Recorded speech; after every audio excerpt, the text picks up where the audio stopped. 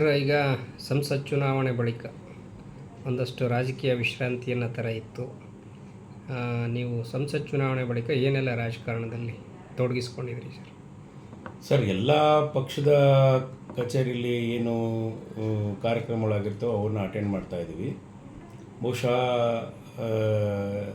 ಈಗ ನಮಗೆ ಒಂದು ಒಳ್ಳೆಯ ಸಚಿವರು ನಮಗೆ ಏನು ಲೋಕಸಭಾ ಸದಸ್ಯರಾಗಿರ್ತಂಥ ಸೋಮಣ್ಣವರು ಸಾಕಷ್ಟು ಒಳ್ಳೆಯ ಕೆಲಸ ಮಾಡ್ತಾಯಿದ್ದಾರೆ. ನಾವು ಅದನ್ನು ಖುಷಿ ಪಡ್ತಾ ಇದ್ವಿ ಮತ್ತು ಅವರ ಏನು ಕಾರ್ಯಕ್ರಮದಲ್ಲಿ ನಾವು ಕೂಡ ತೊಡಗಿಸ್ಕೊಳ್ತಾ ಇದ್ವಿ. ಆ ಕಾರ್ಯಕ್ರಮಕ್ಕೆ ಅವರು ಬಂದಾಗ ಮತ್ತು ಅವರು ಮಾಡ್ತಕ್ಕಂಥ, ಯಾಕೆಂದರೆ ತುಮಕೂರಿನಲ್ಲಿ ಇತಿಹಾಸದಲ್ಲಿ ಹಿಂದೆಂದೂ ಕಾಣದಂಥ ಒಂದು ಅಭಿವೃದ್ಧಿ ಕಾರ್ಯಕ್ರಮಗಳು ಒಂದು ಶರವೇಗದಲ್ಲಿ ಹೋಗ್ತಾ ಇದ್ದಾವೆ. ಭಾಳ ಸಂತಸದ ದಿನಗಳನ್ನ ಕಾಣ್ತಾ ಇದ್ವಿ. ಆ ಒಂದು ನಿಟ್ಟಿನಲ್ಲಿ ಅವ್ರ ಜೊತೆಲಿದ್ದೀವಿ ಸರ್. ಇಲ್ಲ, ಈಗ ನೀವು ನಿರೀಕ್ಷೆ ಮಾಡಿದ್ರೆ ಸರ್, ಈ ಅಭ್ಯರ್ಥಿ ಗೆಲ್ತಾರೆ, ಈ ಒಂದು ಒಳ್ಳೆ ಕೆಲಸಗಳಿಗೆ ಭಾರತೀಯ ಜನತಾ ಪಕ್ಷ ಈ ಒಂದು ತುಮಕೂರು ಕ್ಷೇತ್ರ ಏನಿದೆ, ಇದು ಒಂದು ರಿಸರ್ವ್ ಇದ್ದಾಗೆ. ಸುಮಾರು ಮಲ್ಲಿಕಾರ್ಜುನಯ್ಯನವರ ಕಾಲದಿಂದಲೂ ಕೂಡ ಇದು ಭಾರತೀಯ ಜನತಾ ಪಕ್ಷದ ವೋಟರ್ಸ್ ಇದ್ದಾರೆ.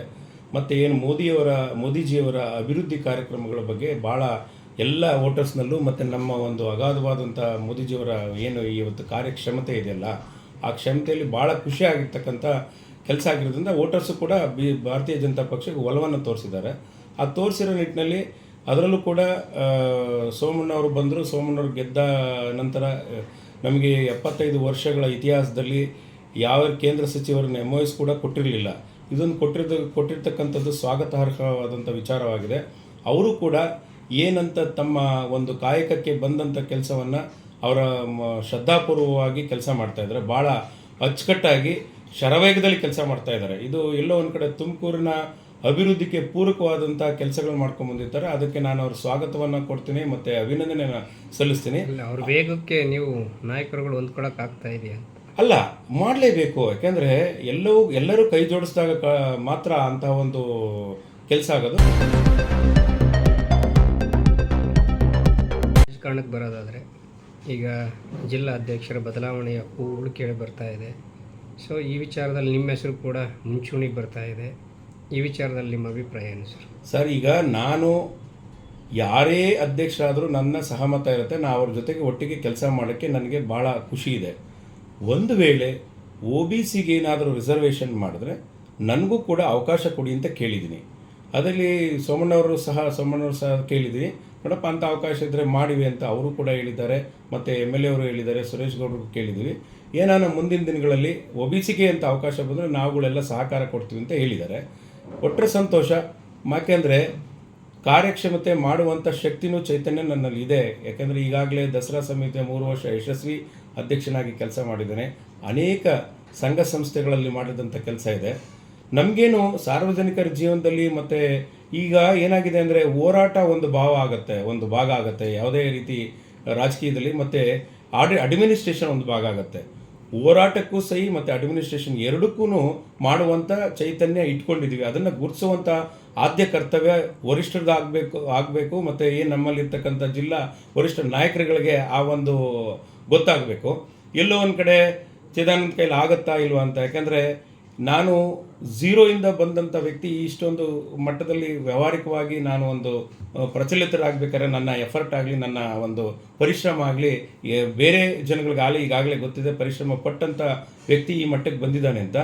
ಅದನ್ನೇ ಒಂದು ಸಂಘಟನೆಯನ್ನು ಮಾಡುವಂಥದ್ದು ನನಗೇನು ಕಷ್ಟ ಆಗಲ್ಲ.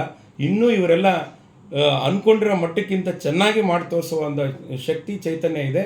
ಭಗವಂತನ ಅನುಗ್ರಹ ಇವರಿಗೆಲ್ಲ ಮನಸ್ಸು ಕೊಟ್ಟು ಮತ್ತು ಏನೋ ವರಿಷ್ಠರಿಗೆ ಮತ್ತು ಹಿರಿಯರಿಗೆ ಏನಾದರೂ ಕೊಟ್ಟು ಮಾಡಿದ್ರೆ ಸಂಪೂರ್ಣವಾಗಿ ಅದನ್ನು ನಿಭಾಯಿಸ್ತೀನಿ ಅಂತ ನಾನು ನಿಮ್ಮ ವಾಹಿನಿ ಮೂಲಕ ಹೇಳಲಿಕ್ಕೆ ಇಷ್ಟಪಡ್ತೀನಿ ಸರ್. ಭಾರತೀಯ ಜನತಾ ಪಕ್ಷವೇ ಉಸಿರು ಜೀವ ಅನ್ನುವಂಥ ಕಾರ್ಯಕರ್ತಿದ್ದೆ. ನನಗೆ ಭಾಳ ಖುಷಿಯಾಗುತ್ತೆ. ಪ್ರತಿಯೊಬ್ಬರು ಬಂದರೆ ನಾನು ಒಂದೇನೆಂದರೆ, ಈಗ ಭಾರತೀಯ ಜನತಾ ಪಕ್ಷದ ಸ್ವಂತ ಕಟ್ಟಡ ಇಲ್ಲ, ಅದೊಂದು ಸ್ವಂತ ಕಟ್ಟಡವನ್ನು ಮಾಡುವಂದ್ರೆ ಎಲ್ಲರ ಸಹಕಾರದೊಂದಿಗೆ ನಾನೇ ಮಾಡ್ತೀನಿ ಅಂತ ಹೇಳೋದಲ್ಲ. ಇದನ್ನು ಯಾಕೆಂದರೆ ಒಂದು ಆತ್ಮಸ್ಥೈರ್ಯ ಮನಸ್ಸಿದ್ರೆ ಅದು ಮಾಡೋದೇನು ದೊಡ್ಡದಲ್ಲ. ಈ ಒಂದು ಎಲ್ಲರ ಸಹಕಾರದೊಂದಿಗೆ ಮತ್ತು ನಮ್ಮ ಸಚಿವರಾಗಿರ್ಬೋದು, MLAಗಳಾಗಿರ್ಬೋದು, ಇವರೆಲ್ಲ ಸಚಿವರಾಗಿ ತುಮಕೂರಿನಲ್ಲಿ ಒಂದು ಸ್ವಂತ ಕಟ್ಟಡದ ಒಂದು ರೂಪರೇಖೆ ತೊಗೊಂಡು ಬಂದು ಏನು ಒಂದು ಪ್ರತಿಯೊಂದು ಕಾರ್ಯಕ್ರಮಕ್ಕೆ ಬರ್ತಾ ಇದ್ದಾರೆ. ಏನು ನಮ್ಮ ಪಕ್ಷದ ಕಾರ್ಯಕರ್ತರು ಬರ್ತಾರೆ. ಅವ್ರು ಏನೋ ಈಗ ಬೆಳಿಗ್ಗೆ 9 ಗಂಟೆಗೆ ನಾವು ಯಾವುದೋ ಒಂದು ಸ್ಟ್ರೈಕ್ ಇರ್ತೀವಿ, 8 ಗಂಟೆಗೆ ಬಂದಿರ್ತಾರೆ. ನಿಮಗೆ ನಿಂತ್ಕೊಳ್ಳೋಕೆ ನೆಲೆ ಇಲ್ಲ.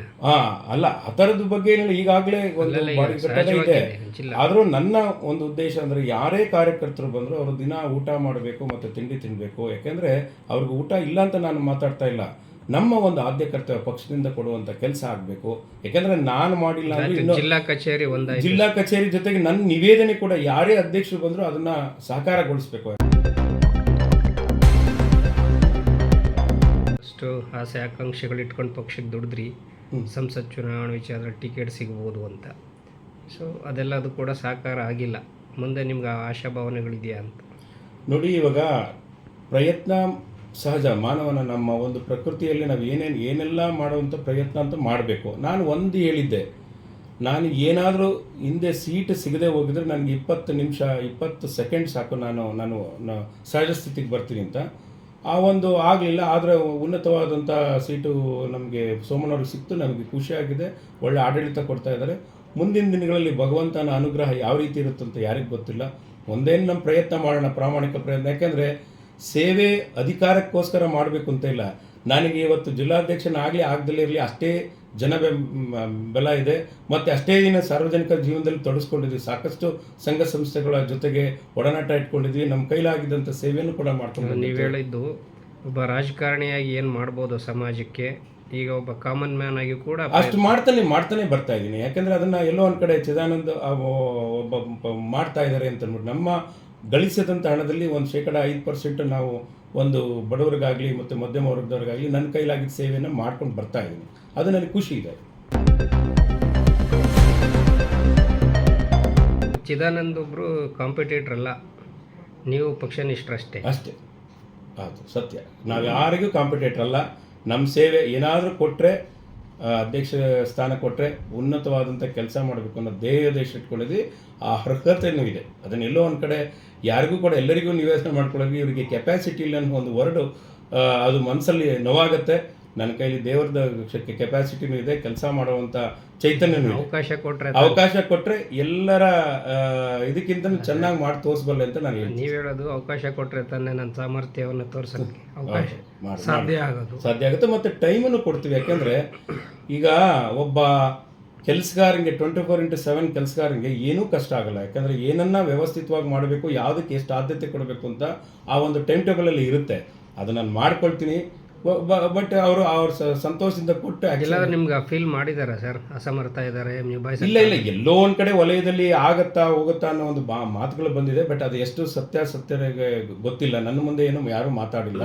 ಅಲ್ಲ, ಅಂಥವ್ರಿಗೆ ಏನು ಹೇಳ್ತೀರಾ? ಅವಕಾಶ ಕೊಟ್ಟು ನೋಡಿ ಅಂತೀರಾ? ಅಲ್ಲ, ನಾನು ಅವಕಾಶ ಕೊಟ್ಟರೆ ಅಲ್ಲ ಸರ್, ಹಂಗೆ ಹೇಳ್ತಿದ್ದೀರಾ, ಅವಕಾಶ ಕೊಟ್ಟು ನೋಡಿ ಆಮೇಲೆ ನನ್ನ ಬಗ್ಗೆ ಇಲ್ಲ ಅದನ್ನು ನಾನು ನಿವೇದನೆ ರೂಪ ನಾನು ಚಾಲೆಂಜ್ ಮಾಡೋಕ್ಕೆ ನಾನು ಯಾವತ್ತೂ ರೆಡಿ ಇಲ್ಲ. ಯಾಕಂದರೆ ನನಗೆ ಎಲ್ಲೋ ಒಂದು ಕಡೆ ಈ ಒಂದು ಸ್ಪಿರಿಚುವಲ್ ಥಾಟ್ಸ್ ಇದೆ.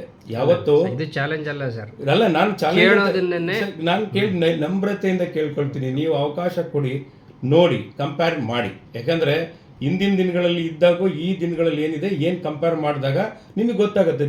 ಅಕಸ್ಮಾತ್ ನನ್ನ ಕೈ ಚೈತನ್ಯ ಇಲ್ಲದೆ ಇದ್ರೆ ನೀವೇ ಇಳಿಸಿ, ನಾನು ಅದು ಮಾಡಿ ತೋರಿಸೋದು ನನಗಿದೆಯಾ, ಬೇಕಾದ್ರೆ ಮಾಡಿ. ನಾನು ಚಾಲೆಂಜ್ ಅಂತಲ್ಲ, ಇದು ನಮ್ರತೆಯಿಂದ ಕೇಳ್ಕೊಳ್ತೀನಿ. ಯಾಕಂದರೆ ಯಾವತ್ತೂ ಚಾಲೆಂಜ್ ಮಾಡಿದವರೆಲ್ಲ ಬದುಕೋಕ್ಕಾಗಲ್ಲ. ಎಲ್ಲೋ ಒಂದು ಕಡೆ ಭಗವಂತನ ಅನುಗ್ರಹ ಇರಬೇಕು, ಜನರ ಆಶೀರ್ವಾದ ಇರಬೇಕು. ಅವತ್ತೇ ಕೂಡ ನಾವು ಒಂದು ಶ್ರೇಷ್ಠತೆಗೆ ಬರೋಕ್ಕಾಗೋದು. ಅದು ತಿಳ್ಕೊಂಡಿದ್ದೀನಿ. ಅದನ್ನು ಯಾವ ರೀತಿ ಆಗುತ್ತೋ ನೋಡೋಣ ಸರ್. Thank you sir.